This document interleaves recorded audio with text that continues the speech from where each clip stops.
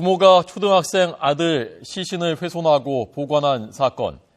1차 수사 결과가 발표됐습니다. 아버지가 평소 아들을 자주 체벌을 했던 사실이 드러났고 시신 부검에서는 머리 부분이 변색된 것이 확인됐습니다.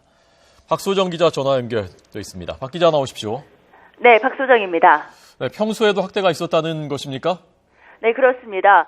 경찰이 오늘 오후 2시에 이번 부천 초등학생 사건에 대한 1차 수사 결과를 발표했습니다. 경찰은 피해 아동이 평소 아버지로부터 잦은 체벌을 당했다는 사실을 확인했다고 밝혔습니다.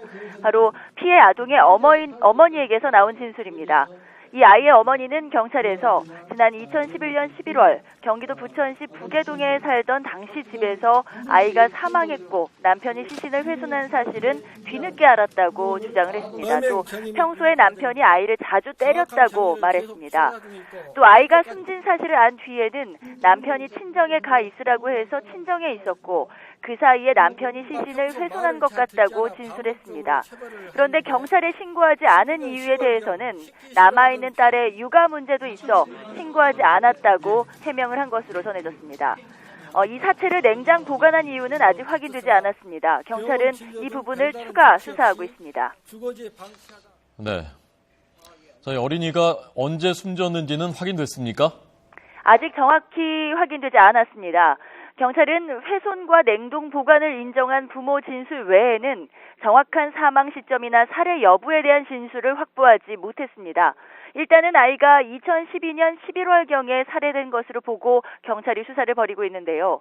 하지만 아이가 학교에 나오지 않기 시작한 것이 2012년 4월이기 때문에 7개월 동안 어떤 일이 있었는지는 추가로 수사를 해야 되는 상황입니다. 이 7개월 사이에 살해당했을 가능성도 보고 있습니다.